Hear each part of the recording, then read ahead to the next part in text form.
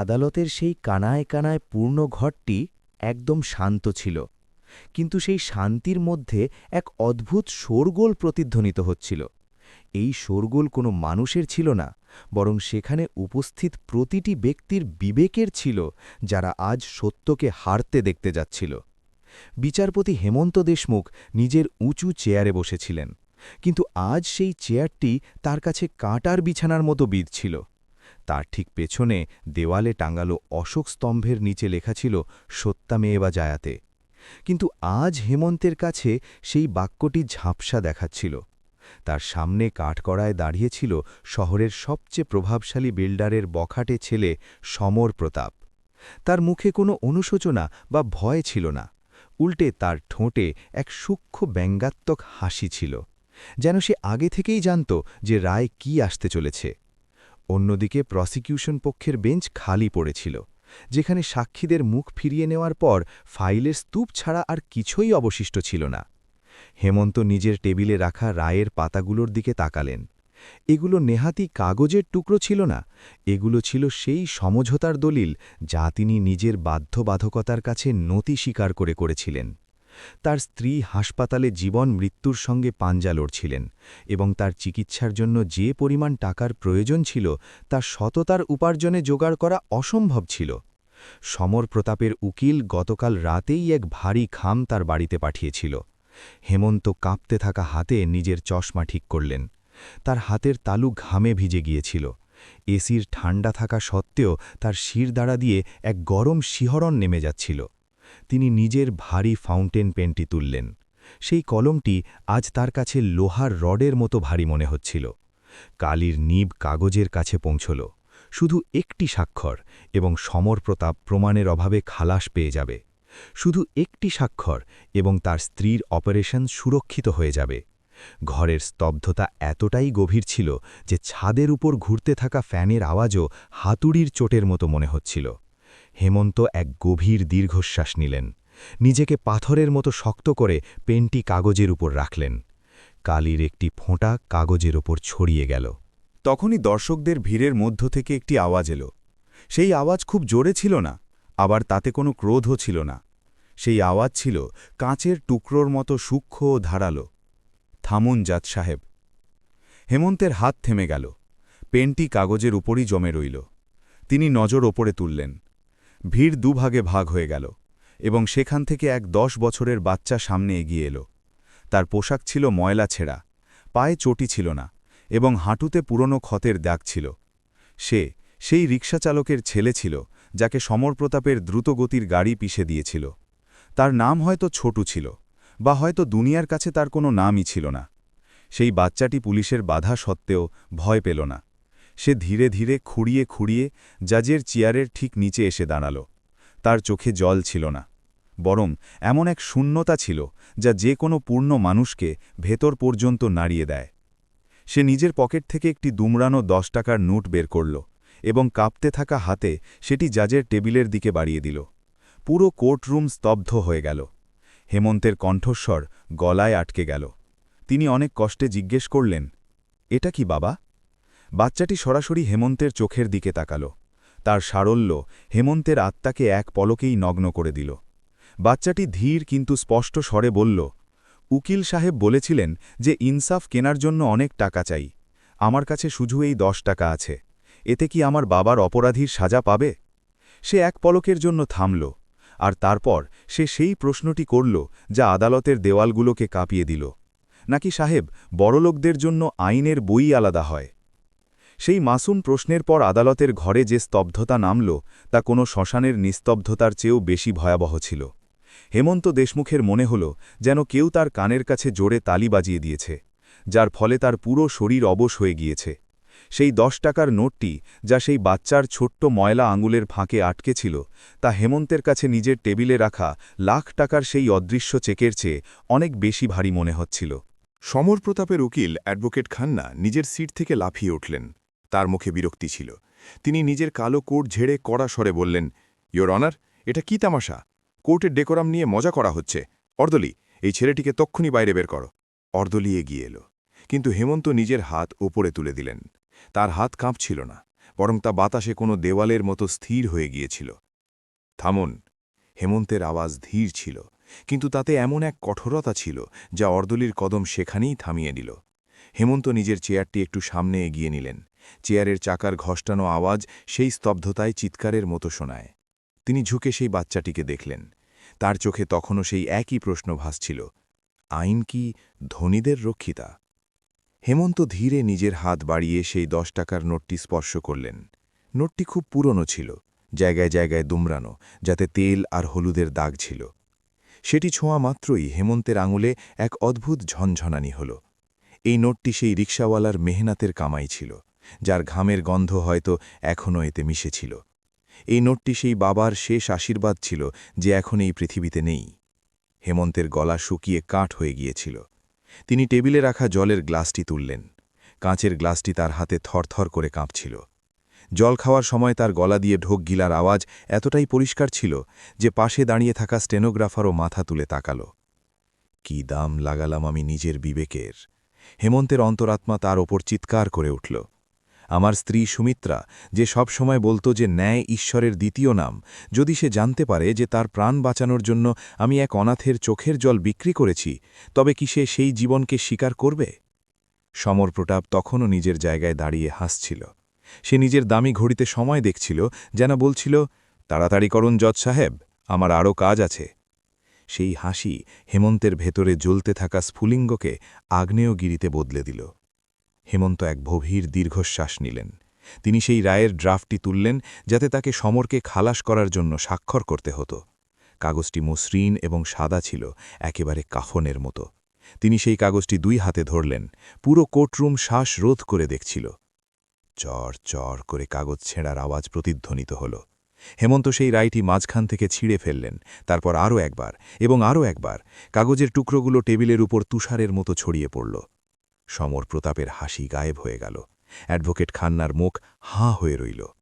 হেমন্ত নিজের পকেট থেকে একটি সাদা কাগজ বের করলেন। তিনি নিজের ভারী কলমটি পুনরায় তুললেন। এবার কলমের ধরা ছিল মজবুত। নিব কাগজের ওপর দৌড়াতে লাগল। তিনি লিখতে থাকলেন। মনে হচ্ছিল যেন তার কলম দিয়ে কালি নয়, বরং তার আত্মার শক্তি ঝরে পড়ছে। এই রায় কোনো অপরাধীর বিরুদ্ধে ছিল না। এই রায় ছিল খোদ হেমন্ত দেশমুখের বিরুদ্ধে। তিনি লেখা শেষ করলেন, নিচে নিজের স্বাক্ষর করলেন। সেই স্বাক্ষর যা আগে বিক্রি হয়ে গিয়েছিল, কিন্তু এখন স্বাধীন ছিল। তিনি কাগজটি ভাঁজ করলেন না। তিনি সেটি সরাসরি রেজিস্ট্রারের দিকে বাড়িয়ে দিলেন। এটা আমার পদত্যাগপত্র। হেমন্তের কণ্ঠস্বর এখন গর্জে উঠছিল, স্পষ্ট এবং ভারী। যে চেয়ারে বসে ন্যায় বিচারের পাল্লা টাকার মাপে মাপা হয়, সেই চেয়ার আমার জন্য নয়। আজ এই বাচ্চাটি আমাকে শিখিয়েছে যে আমি জজ নয়, এক সওদাগর হয়ে গিয়েছিলাম। তিনি নিজের কালো রোবের বোতাম খুললেন। এক একটি বোতাম খোলার আওয়াজ স্তব্ধতা ভাঙতে থাকল। তিনি সেই কালো রোবটি খুলে চেয়ারের পেছনে টাঙিয়ে দিলেন। এখন তিনি শুধু হেমন্ত ছিলেন, বিচারপতি নন। কিন্তু যাওয়ার আগে হেমন্ত সমর প্রতাপের চোখের দিকে তাকিয়ে দেখলেন, যেখানে এখন ভয়ের প্রথম ঝলক দেখা যাচ্ছিল। আমি এই কেসটিকে সুও মোটু বা শতপ্রণোদিত হয়ে হাইকোর্টের নজরদারিতে পুনরায় তদন্তের নির্দেশ দিচ্ছি, এবং যতক্ষণ তদন্ত শেষ না হচ্ছে, আসামির জামিন বাতিল করা হল। কোর্টরুমে হুলস্থুল পড়ে গেল, কিন্তু হেমন্ত দেশমুখ সেখানে থামলেন না। তিনি নিজের চেয়ার থেকে নামলেন, সেই বাচ্চাটির কাছে গেলেন এবং হাঁটু গেড়ে বসলেন। তার চোখ থেকে এক ফোঁটা জল গড়িয়ে গালে পড়ল। তোমার 10 টাকা অনেক মূল্যবান বাবা। হেমন্ত বাচ্চাটির মুঠি বন্ধ করে দিয়ে বললেন, এগুলোকে সামলে রেখো। আইন বিক্রি হয়নি, শুধু মাঝে মাঝে রাস্তা হারিয়ে ফেলে। হেমন্ত ঘুরে দাঁড়ালেন এবং কোর্টরুমের দরজার দিকে এগিয়ে গেলেন। পেছনে শোরগোল শুরু হয়ে গিয়েছিল, কিন্তু হেমন্তের কানে তখন শুধু নিজের পায়ের আওয়াজ শোনা যাচ্ছিল। কিন্তু কাহিনী এখানেই শেষ হল না। আদালতের বাইরে বেরোতেই এক কালো এসইউভি তার রাস্তা আটকে দাঁড়াল। কাঁচ নিচে নামল এবং এক পরিচিত মুখ দেখা গেল, শহরের সবচেয়ে বড় বাহুবলী এবং সমর প্রতাপের বাবা বলবন্ত রায়। গাড়ির কালো কাঁচটি ধীরে ধীরে নিচে নামল। এক ধীর যান্ত্রিক শব্দ পরিবেশের উত্তেজনাপূর্ণ স্তব্ধতাকে চিরে কানে বিঁধল। কাঁচের পেছন থেকে এক ধোঁয়ার এক কুণ্ডলী বাইরে বেরোল এবং তা পরিষ্কার হতেই বলবন্ত রায়ের মুখ দেখা গেল। তার চোখে থাকা গাঢ় কালো চশমা হেমন্তের মুখের ভাব পড়ছিল, কিন্তু বলবন্তের চোখ পড়া নামুমকিন ছিল। হেমন্ত সেখানেই দাঁড়িয়ে রইলেন। তার পা যেন আগে বাড়তে চাইছিল না। বলবন্ত নিজের সোনার আংটিতে ঠাসা হাতটি জানলার বাইরে বের করল এবং চুরোটের ছাই রাস্তায় ঝেড়ে ফেলল। ছাইয়ের পড়ে যাওয়াটা খুব সামান্য ছিল, কিন্তু হেমন্তের মনে হল যেন তা তার আশার ছাই। খুব বড় ভুল করে ফেললেন জজ সাহেব। বলবন্তের কণ্ঠস্বর ভারী ও কর্কশ ছিল, যেন সুরকিলোকোর টায়ার চলছে। সিংহের মুখ থেকে খাবার কেড়ে নেওয়ার চেষ্টা করেছেন আপনি। বিবেক তো বাঁচিয়ে নিলেন, কিন্তু সে দীর্ঘ টান দিয়ে ধোঁয়া সরাসরি হেমন্তের দিকে ছেড়ে দিল। বিবির শ্বাস কিভাবে বাঁচাবেন?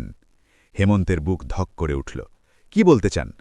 বলবন্তের ঠোঁটে এক ক্রূর হাসি ফুটে উঠল। হাসপাতালে যে ট্রাস্টের কোটা থেকে আপনার স্ত্রীর চিকিৎসায় ছাড় মিলছিল, তার চেয়ারম্যান আমি। এইমাত্র আমি একটি ফোন করেছি, সেই ছাড় বাতিল করা হয়েছে। এখন আপনাকে পুরো বিল ভরতে হবে, 15 লাখ টাকা, আর তাও আগামী 2 ঘন্টার মধ্যে। হেমন্তের পায়ের নিচ থেকে মাটি সরে গেল, তার কানে শঁ শঁ শব্দ হতে লাগল। আশপাশের সব আওয়াজ ফিকে হয়ে এলো, শুধু বলবন্তের হাসি প্রতিধ্বনিত হচ্ছিল। যান, নিজের সততার মেডেল বিক্রি করে দেখুন, হয়তো কাফনের পয়সা জুটে যাবে। বলবন্ত ইশারা করল এবং কাজ ওপরে উঠতে লাগল। ইঞ্জিনের গর্জনের সাথে এসইউভি ধুলো উড়িয়ে এগিয়ে গেল। হেমন্ত সেই উড়ন্ত ধুলোর মধ্যে একা দাঁড়িয়ে রইলেন, ক্লান্ত, লাচার এবং পরাজিত।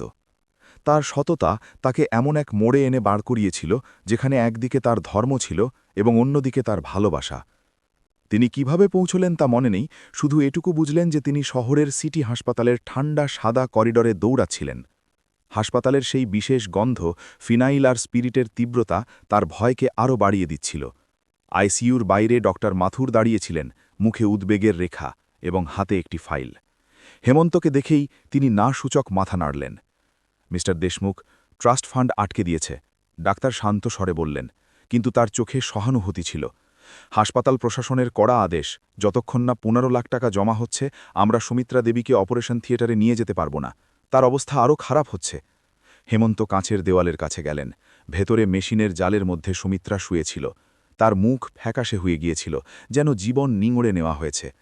কার্ডিয়াক মনিটরের বিপ বিপ বিপ আওয়াজ হেমন্তের হৃদয়ে হাতুড়ির মতো বাজছিল।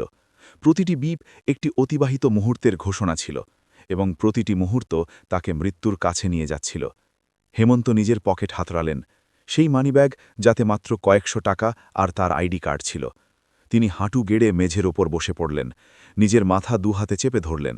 তার আঙুল চুলে এতটাই জোরে আটকে গেল যে যন্ত্রণা হতে লাগল। আমি কি করলাম?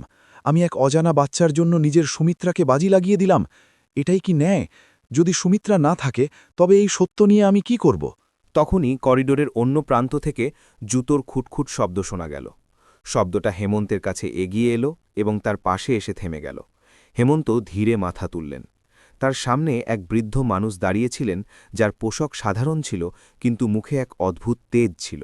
তিনি একটি খদ্দরের ঝোলা কাঁধে ঝুলিয়ে রেখেছিলেন। আপনি কি জজ হেমন্ত দেশমুখ? বৃদ্ধ জিজ্ঞেস করলেন। হেমন্ত অনেক কষ্টে মাথা নাড়লেন। গলা দিয়ে আওয়াজ বেরোল না। বৃদ্ধ নিজের ঝোলায় হাত দিলেন। ঝোলার চেন খোলার শব্দ সেই স্তব্ধ করিডোরে প্রতিধ্বনিত হল। তিনি একে একে নোটের তাড়া বের করতে শুরু করলেন।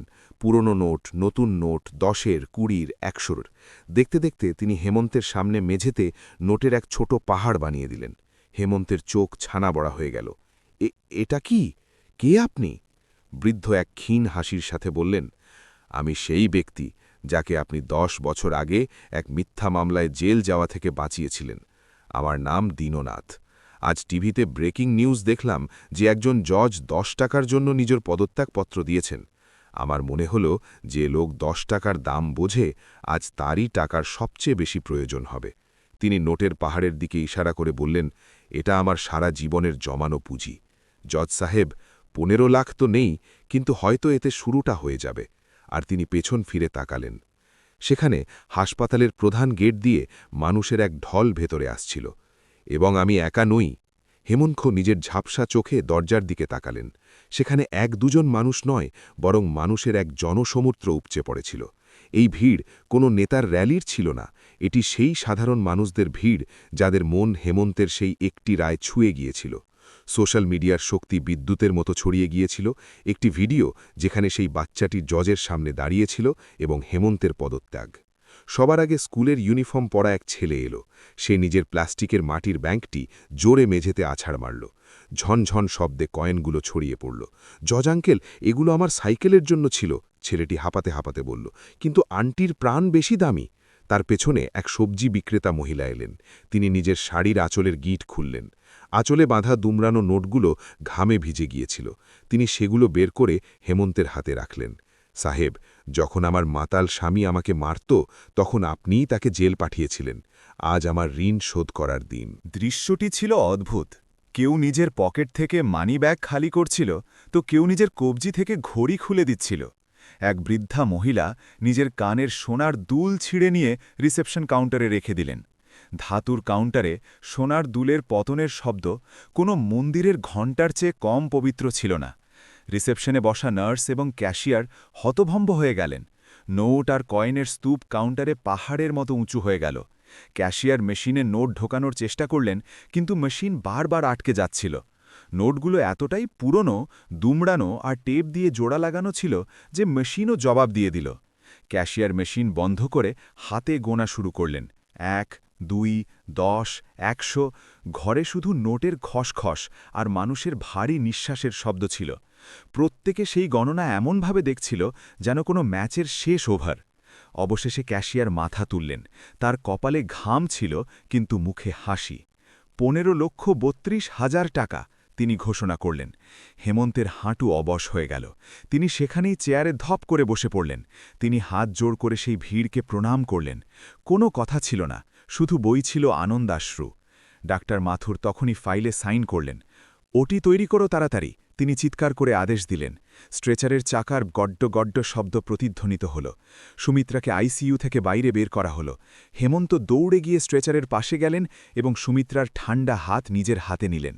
সুমিত্রা অজ্ঞান ছিল, কিন্তু হেমন্ত তার কানে ফিসফিস করে বললেন, হিম্মত হারিও না সুমি, পুরো শহর তোমার সাথে দাঁড়িয়ে আছে। যেমনই স্ট্রেচার অপারেশন থিয়েটারের ডবল দরজার ভেতর গেল এবং লাল আলো জ্বলে উঠল, হেমন্ত স্বস্তির এক দীর্ঘ শ্বাস নিলেন। তার মনে হল যে যুদ্ধ জয় করা গিয়েছে। কিন্তু তখনই প্রধান ফটকে ভারী বুটের আওয়াজ শোনা গেল, ধম ধম ধম। ভিড় হঠাৎ শান্ত হয়ে দুভাগে ভাগ হয়ে গেল। খাকি পোশাকে পুলিশ বাহিনীর এক দল ভেতরে প্রবেশ করল। তাদের মাঝে ইন্সপেক্টর কান্তিকর হাঁটছিল, বলবন্ত রায়ের সবচেয়ে বিশ্বস্ত অনুচর। তার মুখে এক ক্রূর হাসি ছিল এবং হাতে হাতকড়া ঝুলছিল। ইন্সপেক্টর কান্তিকর সরাসরি হেমন্তের কাছে এলো। সে নিজের বেল্ট ঠিক করল এবং চিবানো পানের পিক ডাস্টবিনে থুতু দিয়ে ফেলে দিল। মিস্টার হেমন্ত দেশমুখ, কান্তিকরের কণ্ঠে এক মেকি আফসোস ছিল, আপনাকে গ্রেফতার করা হচ্ছে। হেমন্ত থমকে গেলেন। গ্রেফতার? কোন অপরাধে? কান্তিকর একটি কাগজ বের করে হেমন্তের মুখের সামনে নাড়াল। দুর্নীতি এবং পদের অপব্যবহারের অভিযোগে। আমাদের কাছে খবর আছে যে আপনি নিজের রায় বদলানোর জন্য সামার প্রতাপের কাছে টাকা চেয়েছিলেন, এবং যখন তারা মানা করল তখন আপনি এই পদত্যাগের নাটক সাজিয়েছেন। এই যে ওয়ারেন্ট। হেমন্ত অবিশ্বাসে সেই কাগজটির দিকে তাকালেন। তার স্ত্রীর অপারেশন এইমাত্র শুরু হয়েছে, এবং আইন, যার তিনি সারা জীবন সেবা করেছেন, আজ এক নাগিন হয়ে তাকে দংশন করতে এসেছে। এটা মিথ্যে। ভিড় থেকে আওয়াজ আসতে লাগল। লজ্জা করে না? লোকে চিৎকার করতে লাগল। কান্তিকর নিজের রিভলভারে হাত রাখল এবং ভিড়ের দিকে তাকিয়ে ঘাড় নাড়ল। সবাই পেছনে সরুন, সরকারি কাজে বাধা দিলে সবাইকে ভেতরে ভরে দেব। তারপর সে হেমন্তের কবজি ধরল। ধাতুর হাতকড়াটি খুব ঠান্ডা ছিল, একেবারে বরফের মতো। ক্লিক, একটি কবজি আটকে গেল। হেমন্ত অপারেশন থিয়েটারের বন্ধ দরজার দিকে তাকালেন, যার উপরে লাল আলো জ্বলছিল। তার স্ত্রী ভেতরে মৃত্যুর সঙ্গে লড়ছিল এবং বাইরে তাকে এক অপরাধীর মতো টেনে নিয়ে যাওয়া হচ্ছিল। আমাকে শুধু এই অপারেশন শেষ হওয়া পর্যন্ত থাকতে দাও। হেমন্ত কাকুতি মিনতি করলেন না, বরং গর্জে উঠলেন, আমি কোত্থাও পালিয়ে যাচ্ছি না। আইন আবেগ দিয়ে চলে না, প্রাক্তন জাজ সাহেব।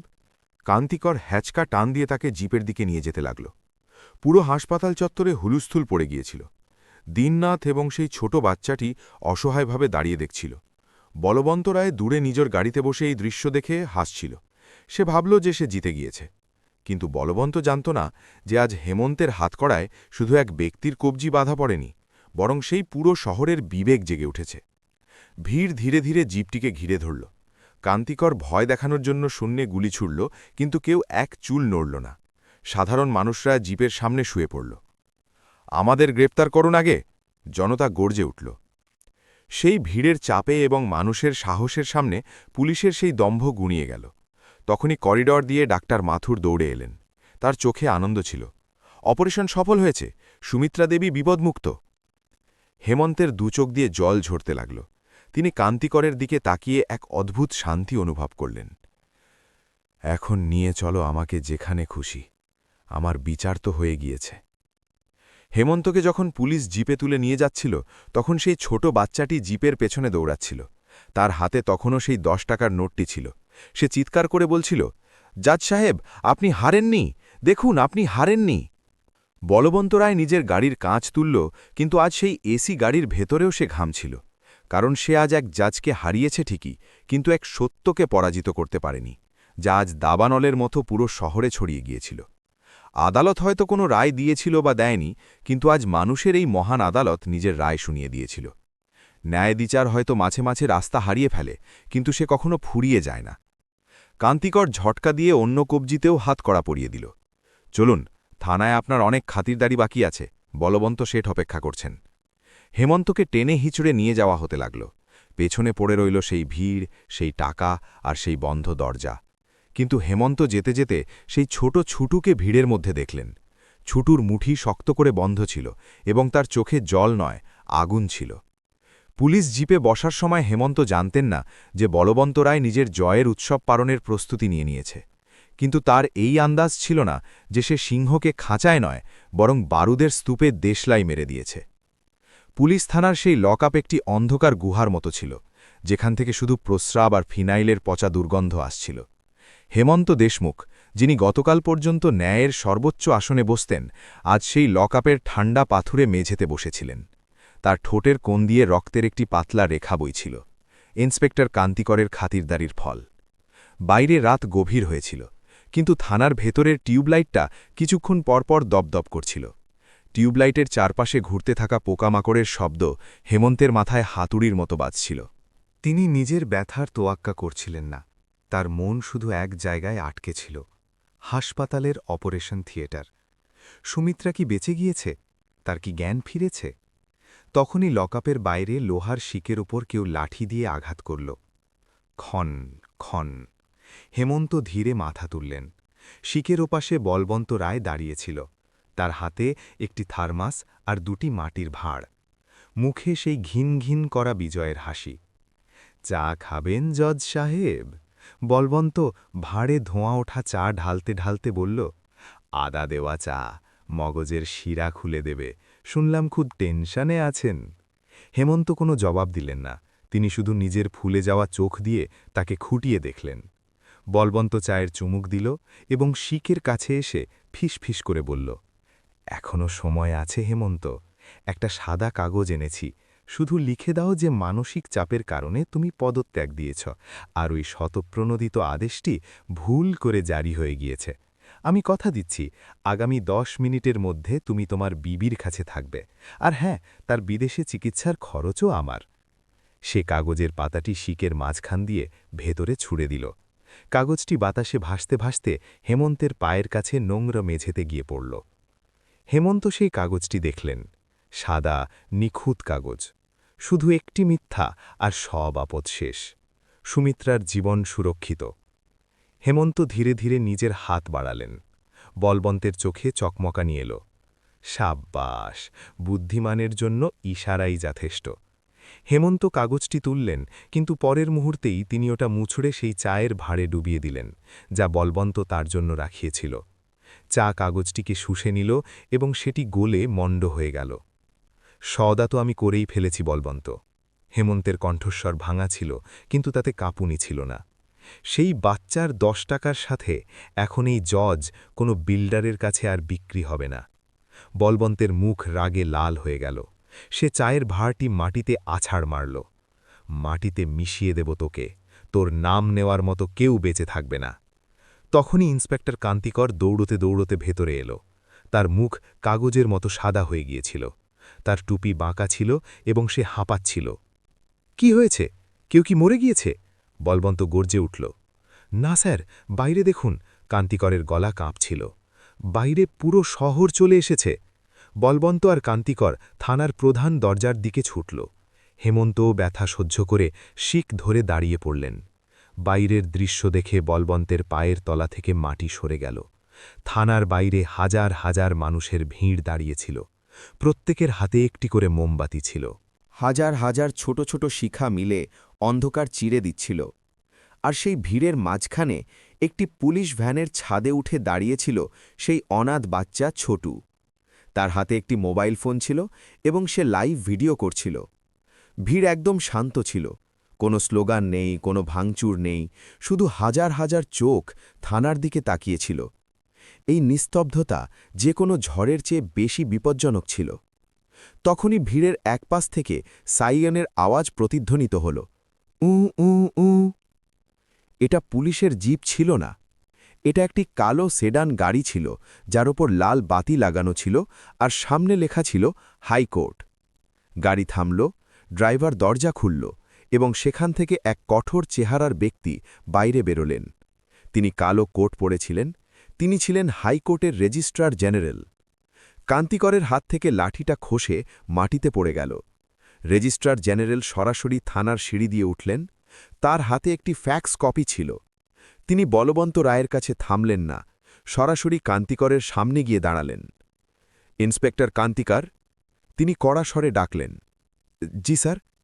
কান্তিকর তোতলামি করতে লাগল। চিফ জাস্টিস সোশ্যাল মিডিয়ায় চলতে থাকা ভিডিও এবং হেমন্ত দেশমুখের অবৈধ গ্রেপ্তারের বিষয়টি শতপ্রণোদিতভাবে গ্রহণ করেছেন। রেজিস্ট্রার সেই কাগজটি কান্তিকরের বুকে আছাড় মারলেন। এটা হেমন্ত দেশমুখের তাৎক্ষণিক মুক্তির আদেশ আর সাথে আপনার সাসপেনশনের অর্ডারও। বলবন্ত রায় অন্ধকারের সুযোগ নিয়ে পালানোর জন্য পেছনে ফেরার চেষ্টা করল। আর আপনি মিস্টার বলবন্ত, আপনি কোথাও যাচ্ছেন না। সিবিআই টিম রাস্তায় আছে। সামার প্রতাপের কেসের ফাইল এখন দিল্লিতে খুলে গিয়েছে। কান্তিকর কাঁপা কাঁপা হাতে চাবি বের করল। লকআপের দিকে দৌড়ানোর সময় তার পায়ের আওয়াজ বদলে গিয়েছিল। তালা খোলার শব্দ, ক্লিক, খটাক। হেমন্তের কানে তা কোনো সঙ্গীতের মতো বাজল। লোহার দরজা খুলল, হেমন্ত বাইরে এলেন। তিনি গভীর শ্বাস নিলেন। খোলা হাওয়া। কিন্তু তিনি থামলেন না। তিনি সরাসরি সেই ভিড়ের দিকে এগিয়ে গেলেন। গেটের বাইরে আসতেই হাজার হাজার মোমবাতি ওপরে উঠে গেল। ছোটু ভ্যান থেকে নিচে ঝাঁপ দিল এবং দৌড়ে হেমন্তের কাছে এলো। সে নিজের ফোনটি সামনে বাড়িয়ে ধরল। স্ক্রিনে সুমিত্রার ছবি ছিল।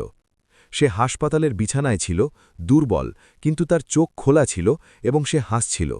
ভিডিও কল চলছিল। হেমন্ত সেখানেই হাঁটু গেড়ে বসে পড়লেন এবং ফোনটি বুকে জড়িয়ে ধরলেন। কিন্তু গল্পের আসল শেষ এখনও বাকি ছিল। ন্যায়ের জয় হয়েছিল, কিন্তু কর্মের হিসাব হওয়া এখনও বাকি ছিল। পরবর্তী কয়েক সপ্তাহে শহরের দৃশ্য বদলে গেল। খবরের কাগজের শিরোনাম বদলে গেল, টিভি বিতর্কের বিষয় বদলে গেল এবং সবচেয়ে বড় কথা, সাধারণ মানুষের ভরসা বদলে গেল। সামার প্রতাপের কেস এখন পিপলস কেস বা জনগণের মামলা হয়ে গিয়েছিল। সিবিআই তদন্ত বলবন্ত রায়ের কালো সাম্রাজ্যের আস্তরণ ছিঁড়ে ফেলেছিল। জমির অবৈধ দখল, সাক্ষী খুন, সরকারি ঠেকায় দুর্নীতি সবকিছু একটি পচা ক্ষতের মতো বাইরে আসতে লাগল। যে বাপ ছেলের নামে একসময় শহর কাঁপত, আজ তারা তিহার জেলের সেই কুঠুরিতে বন্দী ছিল যেখানে তারা নিরপরাধীদের পচিয়েছিল। হেমন্ত দেশমুখ এখন আর জজ ছিলেন না। তিনি নিজের পদত্যাগপত্র ফিরিয়ে নেননি, যদিও হাইকোর্ট তাকে অনেকবার অনুরোধ করেছিল। তার কথা ছিল, ন্যায় দেওয়ার জন্য চেয়ারের নয়, বিবেকের প্রয়োজন হয়। এখন তিনি একটি ছোট এনজিওর মাধ্যমে আইনি পরামর্শ দিতেন, একদম বিনামূল্যে। সুমিত্রা এখন বাড়িতে ফিরে এসেছে। অপারেশন সফল হয়েছিল, যদিও সে এখনও হুইলচেয়ারে ছিল, কিন্তু তার চোখে সেই উজ্জ্বলতা ফিরে এসেছিল। তাদের ছোট ঘরটি, যা আগে নিঝুম থাকত, এখন প্রায়ই মানুষে পূর্ণ থাকত। কখনো সবজি বিক্রেতা মাসি, কখনো রিকশাচালক কাকা, কেউ না কেউ আশীর্বাদ বা দোয়া দিতে চলেই আসত। এক বিকেলে হেমন্ত নিজের বাড়ির বারান্দায় বসেছিলেন। সূর্য ডুবছিল, আকাশে কমলা আর বেগুনি রং ছড়িয়েছিল। বাতাসে হাসনা হেনার সুবাস ছিল। ছোটু তার পাশে বসে নিজের নতুন বইগুলোতে মলাট দিচ্ছিল। হেমন্ত তাকে স্কুলে ভর্তি করিয়ে দিয়েছিলেন। তখনই গেটে একজন পিয়ন এলো। হেমন্ত দেশমুখজি, রেজিস্ট্রি আছে। হেমন্ত সই করলেন এবং খামটি খুললেন। ভেতর থেকে একটি চেক আর একটি চিঠি বেরোল। চিঠিটি সরকারের পক্ষ থেকে ছিল। তার পেনশন আর গ্র্যাচুইটির টাকা, যা বলবন্তের চাপে আটকে রাখা হয়েছিল, তা সুদ সহ ফেরত পাঠানো হয়েছে। হেমন্ত চেকটি দেখলেন, তারপর ছোটুকে দেখলেন। তিনি সেই চেকটি ছোটুর দিকে বাড়িয়ে দিলেন। এটা কি আঙ্কেল? ছোটু বড় বড় চোখে জিজ্ঞেস করল। এটা তোমার সেই 10 টাকার সুদ বাবা। হেমন্ত হাসলেন। সেদিন তোমার সেই 10 টাকা আমাকে যে সাহস দিয়েছিল তার দাম এই চেকও শোধ করতে পারবে না। এটা তোমার পড়াশোনার জন্য রাখো। ছোটু চেকটি নিল, কিন্তু তারপর সেটি আবার হেমন্তের কোলে রেখে দিল। লাগবে না। কেন? হেমন্ত অবাক হলেন। ছোটু আকাশের দিকে ইশারা করল, যেখানে প্রথম তারাটি টিমটিম করতে শুরু করেছিল। আমার বাবা বলতেন যে হারামের পয়সা আর উপকারের পয়সা দুটোই মানুষকে দুর্বল করে দেয়। আমি নিজের মেহনতে কামাবো, যেমন আপনি কামাতেন। তারপর সে দুষ্টুমির হাসি দিয়ে বলল, হ্যাঁ, আপনি যদি আমাকে রোজ বিকেলে 1 ঘন্টা এক্সট্রা পড়ান তবে সেটা মঞ্জুর আছে। হেমন্তের চোখে জল এসে গেল। তিনি ছোটুকে জড়িয়ে ধরলেন। সেই বাচ্চার ময়লা পোশাক থেকে এখন ঘামের নয়, বরং আশার ঘ্রাণ আসছিল। তখনই সুমিত্রা হুইলচেয়ার নিজে চালিয়ে বাইরে এলো। তার হাতে 2টি চায়ের কাপ। এখন কান্নাকাটি বন্ধ করো, নইলে চা ঠান্ডা হয়ে যাবে, সে মেকি রাগে বলল। হেমন্ত চায়ের কাপটি নিলেন। চুমুক দিতে দিতে তিনি অনুভব করলেন এই চা বলবন্ত রায়ের সেই আদা দেওয়া চায়ের চেয়ে অনেক বেশি মিষ্টি ছিল। এটা স্বাধীনতার স্বাদ ছিল। হঠাৎ হেমন্তের ফোন বেজে উঠল। স্ক্রিনে একটি অজানা নম্বর। হেমন্ত ফোন তুললেন। হ্যালো, হেমন্ত দেশমুখ বলছেন? ওপাশ থেকে একটি ভারী এবং কর্তৃত্বপূর্ণ কণ্ঠস্বর এলো। জি, বলুন। আমি ভারতের রাষ্ট্রপতির কার্যালয় থেকে বলছি। মহামান্য আপনার সাথে দেখা করতে চান। তিনি চান আপনি নতুন বিচার বিভাগীয় সংস্কার কমিশনের নেতৃত্ব দিন। দেশের আপনার মতো মানুষের প্রয়োজন, যারা আইনের বইয়ের চেয়ে মানবতার ভাষা বেশি বোঝেন। হেমন্ত এক মুহূর্তের জন্য ফোনটি কান থেকে সরালেন। তিনি সুমিত্রাকে দেখলেন, তারপর ছোটুকে, আর সবশেষে সেই টিমটিমে তারাটিকে। বাতাসের মোড় ঘুরে গিয়েছিল। একটি ছোট স্ফুলিঙ্গ অন্ধকারের সাম্রাজ্যকে পুড়িয়ে ছাই করে দিয়েছিল। তিনি ফোনটি আবার কানে নিলেন এবং গভীর তৃপ্তির শ্বাস নিলেন। জি, আমি তৈরি আছি। 5 বছর পর নয়াদিল্লির বিজ্ঞান ভবন কানায় কানায় পূর্ণ ছিল। দেশের সবচেয়ে বিশিষ্ট আইনবিদ, জজ আর মন্ত্রীদের উপস্থিতিতেও সেখানে এক অদ্ভুত পবিত্র শান্তি ছিল। মঞ্চে মাইকের সামনে দাঁড়িয়ে থাকা হেমন্ত দেশমুখের চুল এখন পুরোপুরি সাদা হয়ে গিয়েছে। চোখের নিচে বলিরেখা পড়েছে, কিন্তু তার মেরুদণ্ড আজ আগের চেয়ে অনেক বেশি সোজা ছিল। তিনি এখন বিচার বিভাগীয় সংস্কার কমিশনের চেয়ারম্যান হিসাবে নিজের বিদায়ী ভাষণ দিচ্ছিলেন। হেমন্ত পোডিয়ামে রাখা জলের গ্লাসটি ছুঁলেন না। তিনি নিজের পকেট থেকে একটি ছোট বস্তু বের করলেন। সেটি একটি কাঁচের ফ্রেম ছিল, যার ভেতরে একটি পুরনো ময়লা 10 টাকার নোট বাঁধানো ছিল। সেই নোটটি, যাতে হলুদ আর তেলের দাগ এখন সময়ের সাথে গাঢ় বাদামি হয়ে গিয়েছিল। তিনি সেই ফ্রেমটি ওপরে তুললেন। হলের আলো সেই কাঁচের ওপর চিকচিক করে উঠল। প্রায়ই আইনের ছাত্ররা আমাকে জিজ্ঞেস করে যে ন্যায়ের দাম কত। হেমন্তের কণ্ঠস্বর পুরো প্রেক্ষাগৃহে প্রতিধ্বনিত হল। বইয়ে লেখা আছে যে ন্যায় অমূল্য, কিন্তু বাস্তবে ন্যায়ের দাম শুধু এইটুকু। তিনি সেই 10 টাকার নোটের দিকে ইশারা করলেন।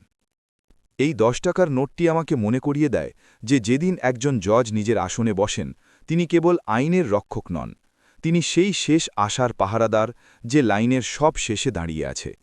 যেদিন এই আশা ভেঙে যায়, সেদিন আদালত শুধু ইট পাথরের ইমারত হয়ে দাঁড়িয়ে থাকে। হেমন্তের নজর ভিড়ের সামনের সারিতে গেল। সেখানে ভিআইপি সিটগুলোতে কোনো মন্ত্রী নয়, বরং হুইল চেয়ারে বসা সুমিত্রা ছিল, যে গর্বের সাথে তাকে দেখছিল। আর তার ঠিক পাশেই একজন 18 বছরের যুবক বসেছিল। সে একটি সস্তা কিন্তু পরিষ্কার কালো কোট পরেছিল। তার চোখে সেই একই আগুন ছিল, কিন্তু এখন তাতে বিচক্ষণতার উজ্জ্বলতাও ছিল। সে ছিল ছোটু। এখন সে দেশের সবচেয়ে মর্যাদাপূর্ণ ল কলেজের ছাত্র। হেমন্ত নিজের কথা চালিয়ে গেলেন।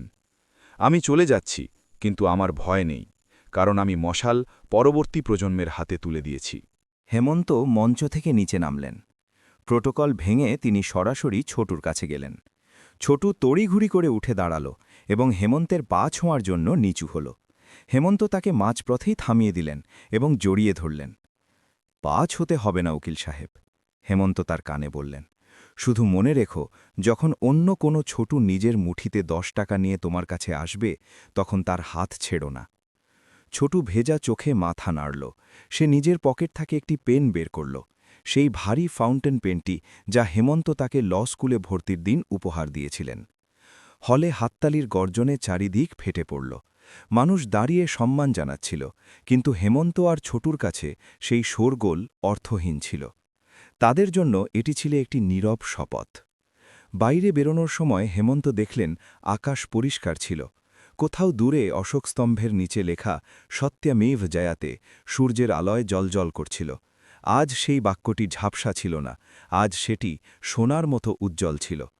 কথায় আছে, কর্মের চাকা গোল ঘোরে। বলবন্ত রায় আর সমর প্রতাপ আজ জেলের সিটের পেছনে সেই পচা মেঝের ওপর ঘুমোয়, যেখানে একসময় হেমন্তকে ভয় দেখানো হয়েছিল। আর সেই অনাথ বাচ্চা যাকে তারা কুচলাতে চেয়েছিল, আজ সেই আইনের ভবিষ্যৎ হতে যাচ্ছিল। ইনসাফে দেরি হতে পারে, কিন্তু অন্ধকার নেই, কারণ যতক্ষণ কারো মুঠিতে সত্যের একটি মুদ্রাও অবশিষ্ট আছে, দুনিয়ার কোনো শক্তি ন্যায়কে কিনতে পারবে না।